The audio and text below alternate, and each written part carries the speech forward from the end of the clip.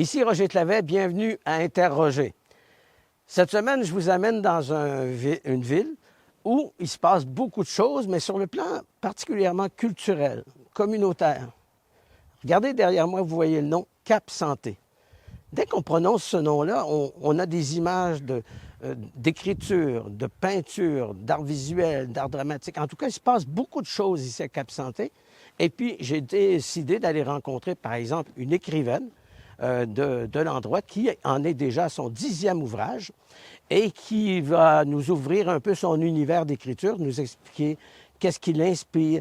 Ce qui est étonnant, c'est que dans son œuvre, toutes les intrigues, toutes les histoires peuvent se passer le siècle dernier, mais c'est toujours dans la région de Portneuf. Et l'autre volet de l'émission, c'est un couple très actif à Cap Santé et dans les environs, un couple qui produit lui-même des rencontres, des projections de films. C'est infini. Alors, on va ouvrir notre émission avec ça, donc des personnes qui apportent quelque chose. Et sur le plan culturel, vous allez voir que notre région est très, très, très riche. Bon, bien aujourd'hui, on rencontre une romancière, puis une romancière qui en a des choses à dire. C'est son 10e ouvrage. Et retenez bien ceci, l'action se passe à Saint-Raymond au siècle dernier.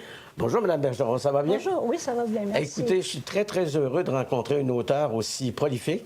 Là, on a un nouveau livre, puis ça s'appelle « Dans la brume du matin ».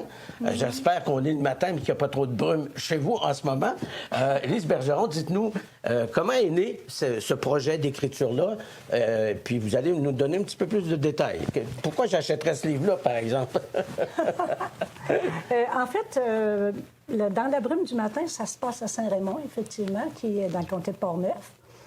Puis, il s'agit d'un accident de chasse. Oh, ça va, oui, ça va intéresser beaucoup de personnes parce que la chasse, oui, c'est populaire. C'est beaucoup à Saint-Raymond, exactement, puis dans les environs.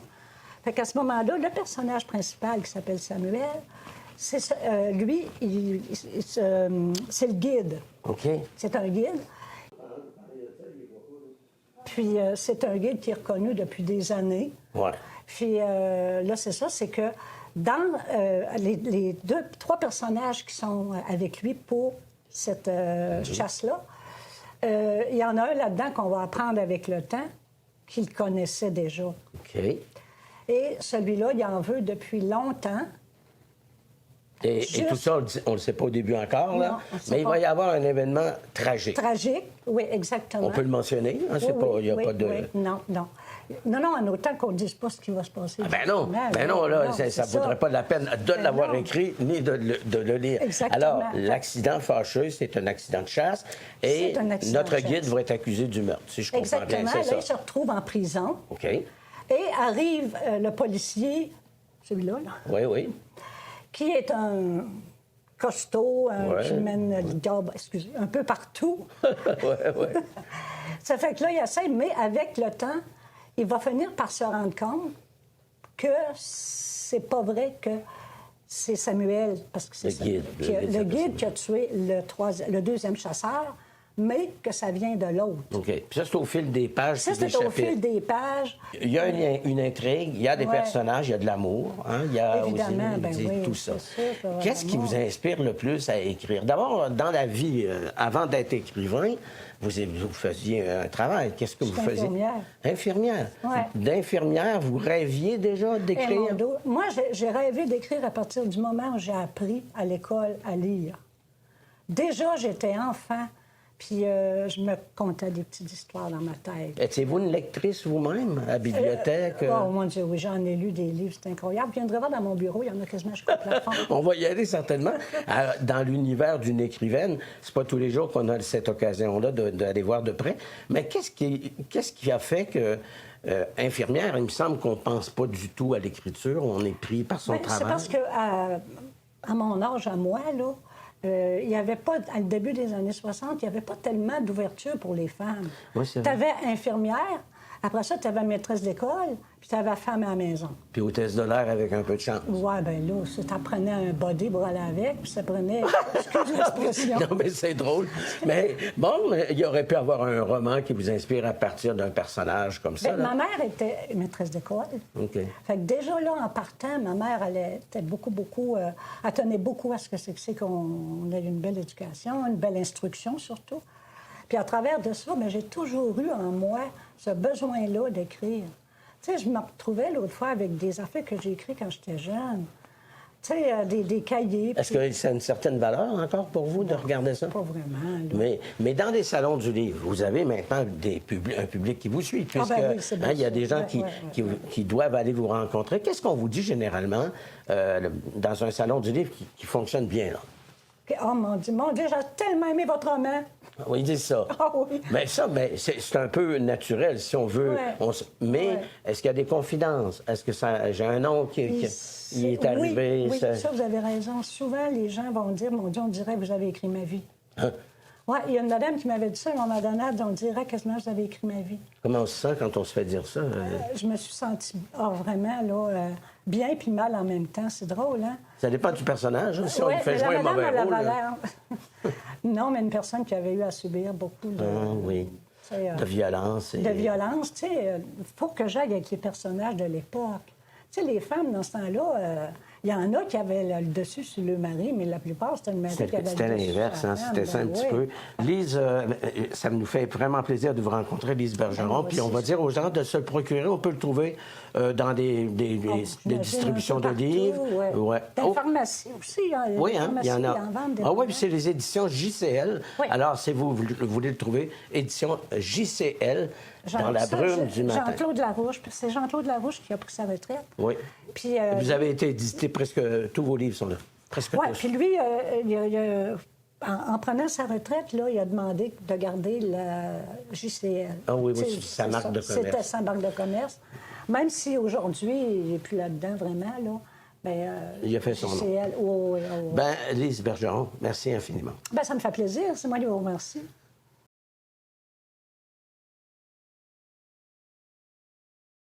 On va parler du communautaire, mais pour ça, sous l'angle de deux personnalités qui sont très généreuses de leur temps.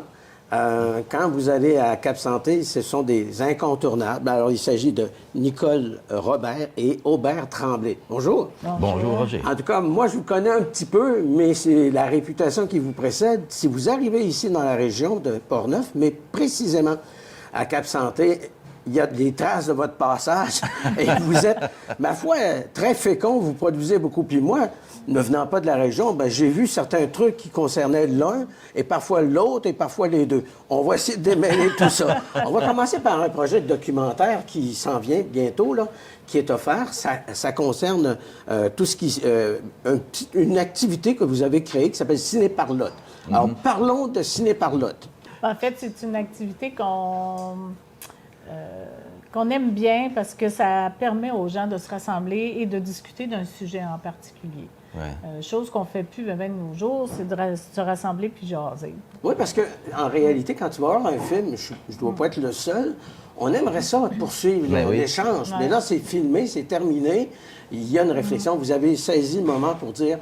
Je pense qu'il y a des gens qui vont aimer ça. Est-ce que les gens aiment la formule? Ben oui. Puis parce que l'idée, c'est qu'on visionne le documentaire, puis après, c'est un documentaire qui pose toujours des questions assez embarrassantes, on va dire, là, des questions auxquelles on peut tenter de répondre, mais auxquelles on ne répond jamais vraiment. Fait qu'on discute autour. Là. Fait que le prochain, par exemple, c'est sur la question du transport par cargo. Le fret, là, qu'on appelle, le fret, transport les cargos.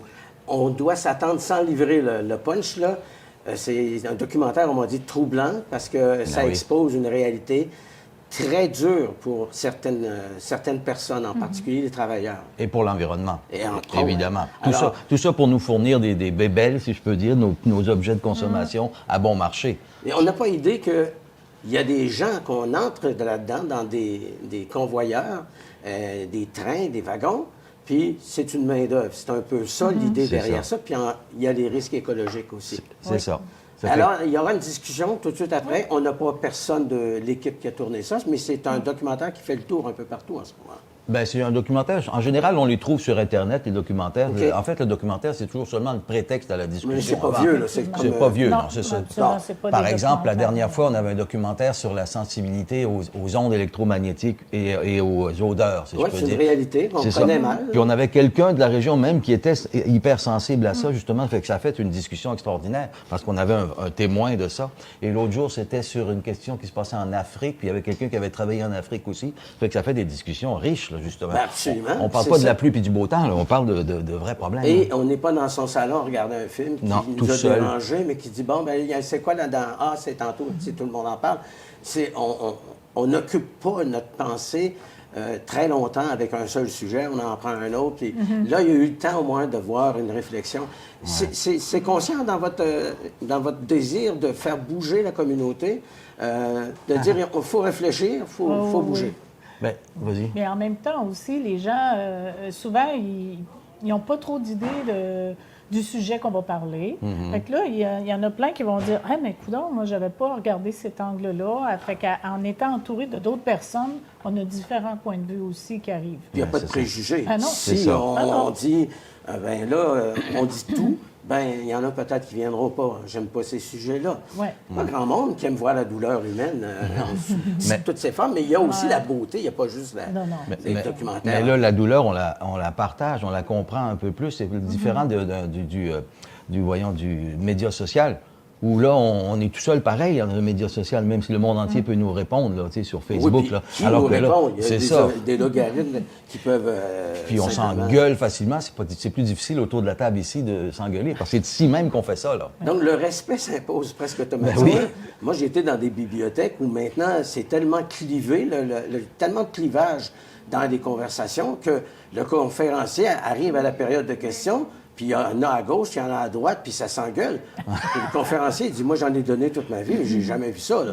Une bibliothèque qui est rendue une arène de lutte, ça commence à être un... C'est pas le cas ici, pas du tout. On se respecte. Ben, ça pourra peut-être faire l'objet d'un documentaire. Oui, exactement. Alors, ça, c'est pour le segment. Oui. Parce que derrière tout ça, il y a notre slogan qui dit « Créer pour être ensemble ». Fait que c'est vraiment être ensemble, c'est vraiment notre leitmotiv, si je peux dire. Puis ça fait partie de ça. Puis on pense que être ensemble, ça permet justement de se sentir moins seul, peut-être de dégager des pistes de solutions, d'arrêter d'angoisser sur toutes sortes de choses de son côté. Parce que l'anxiété est là dans l'angoisse avec l'environnement, avec ce qui se passe à côté de chez nous, au sud, aux États-Unis, avec M. Trump. Ça devient tellement difficile, puis on note une grande part d'anxiété dans la population. Vous avez dit, nous autres, en général, c'est quoi? Il y a un nom. Le nous. Le communautaire se décline sur le perron, c'est bien ça? Sur le perron, c'est le deuxième nom qu'on a donné à notre organisme, qui s'appelait d'abord Vue de Neuville, parce qu'on est de Neuville. Puis après, quand on a eu des opportunités de venir, par exemple, ici, parce que Jean-Michel Basilico nous a offert ça gratuitement, ce lieu-là, c'est extraordinaire. C'est magnifique, un restaurant. C'est très convivial aussi, parce formidable. que pendant les discussions, on partage du thé, du café. Oui, mais c'est ça. Puis Jean-Michel participe aux discussions. Oui, il aime ça, lui, participer aux discussions aussi. C'est très intéressant pour ça. C'est tout le côté convivial aussi qui nous amène à faire cette activité-là. Donc, ça nous embêtait un peu de nous appeler Vue de Neuville alors qu'on était ici à Cap-Santé. Qu'on a trouvé un deuxième nom sur le perron qui reflète vraiment le fait qu'on est ensemble comme autrefois sur les perrons d'église. Ouais. Exactement. La conversation commençait souvent après la messe, pour ceux qui s'en souviennent. Puis ça allait très loin. On l'a remplacé par les réseaux sociaux. Justement. Tu placotes avec qui? Oui. Et d'après les algorithmes, tu es tout le temps du même avis que la personne qui te suit. D'où la polarisation dont tu parlais tantôt, c'est ça. Mais ce que j'aime, d'abord, on est dans du visuel, on est dans du documentaire. Généralement, on ne fait pas un documentaire pour rien, pour le plaisir. C'est pas ça. En plus des documentaires, vous faites des déjeuners. Alors, expliquez-moi ça, les déjeuners du Bourg-Saint-Louis. C'est quoi le Bourg-Saint-Louis pour un immigrant comme moi qui ne sait pas ce que c'est? Là? Bien, au départ, on avait parti l'activité près de chez nous, à Neuville. Donc, on demeure, nous, dans le Bourg-Saint-Louis.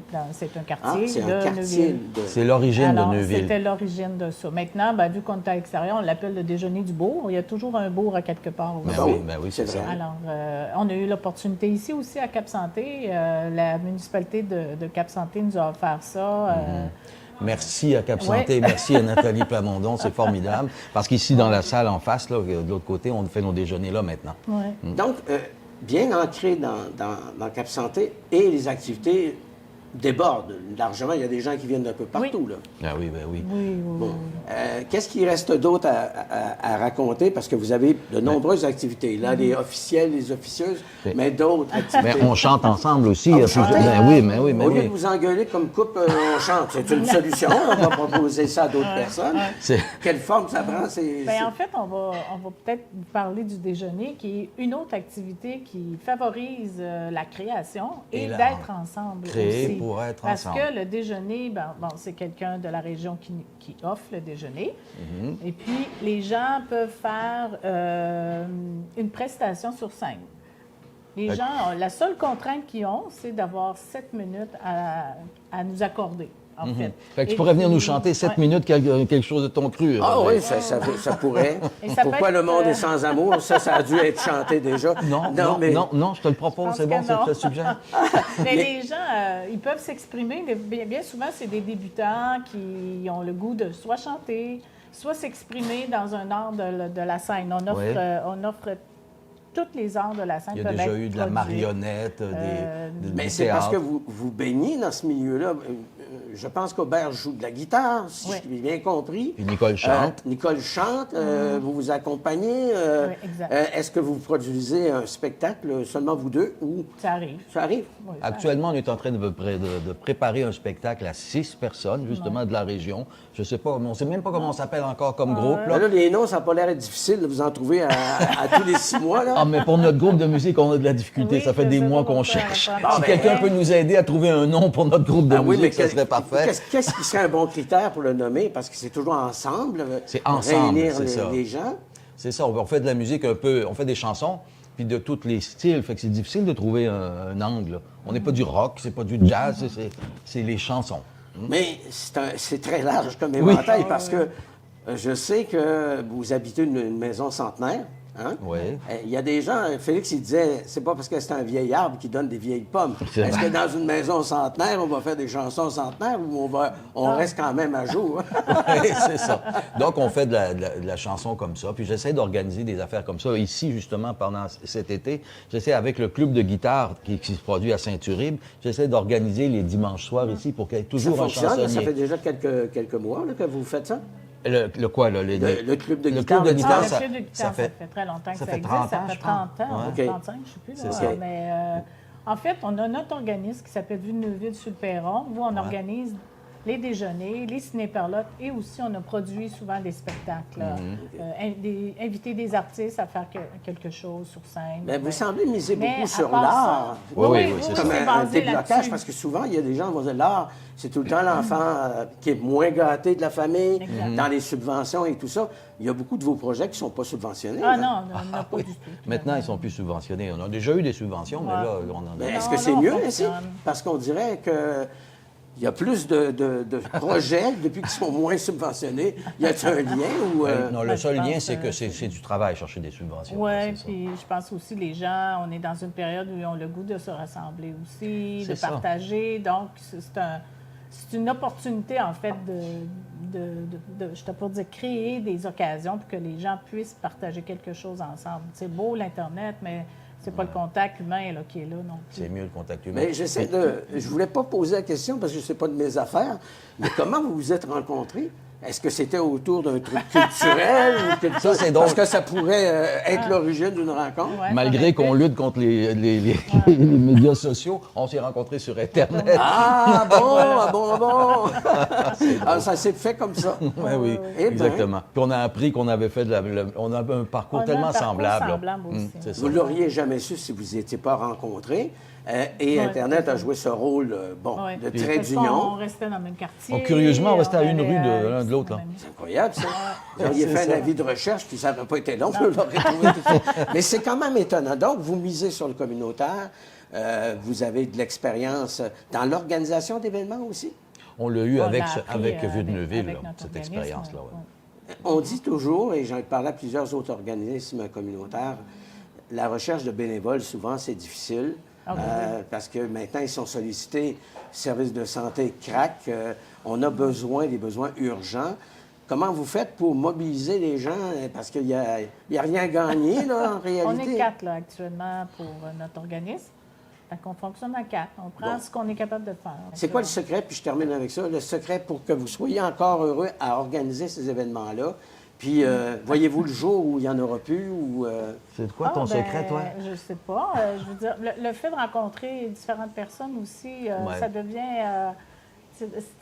ça devient attachant d'être auprès de ces gens-là. Ils ont le même désir que nous, que l'organisation pour laquelle on fait partie veulent que ça fonctionne. Alors, en voyant la dynamique que les gens ont, ça nous motive aussi. Puis quand on voit que, les gens sont satisfaits de ça, les gens nous font des commentaires, ils nous disent qu'ils sont agréablement surpris à chaque fois qu'on a soit un déjeuner, soit un ciné-parlotte, d'autres activités. Ça, c'est une belle reconnaissance. Puis rester à rien faire chez moi, à la retraite, je ne me vois pas. J'ai juste envie de me sentir utile à ma communauté. Puis ça doit vous fâcher d'entendre des gens dire « il ne se passe rien ». Je suis toujours en train de... Moi, j'entends des gens ronchonner. C'est pas propre ici, là, dans le monde. Là. Ah, il se passe rien. Il me semble qu'il... Moi, j'ai pas assez de mains là, pour prendre en note tout ce qui se met. Les babillards sont remplis. Venez juste ici à l'entrée du restaurant. Là. C'est plein d'affiches. Ben, ça, c'est... Justement. On n'en parle pas souvent, mais c'est positif. C'est parce qu'on est un peu dans une culture où, justement, on attend que l'art nous vienne à nous. Ouais. C'est des spécialistes qui nous proposent des choses, alors qu'on est capable d'en faire de l'art, nous. Puis c'est justement chacun de nous, là. C'est ça notre but, justement. C'est pour ça un peu qu'on fait moins, on invite moins des spécialistes, des artistes, si je peux dire, officiels, professionnels. Puis je préfère, moi, en tout cas, personnellement, qu'on ait des artistes amateurs qui se retrouvent ensemble puis qui partagent leur création. Bien, en tout cas, c'est certain que c'est ça qu'on pourrait appeler la richesse d'une région.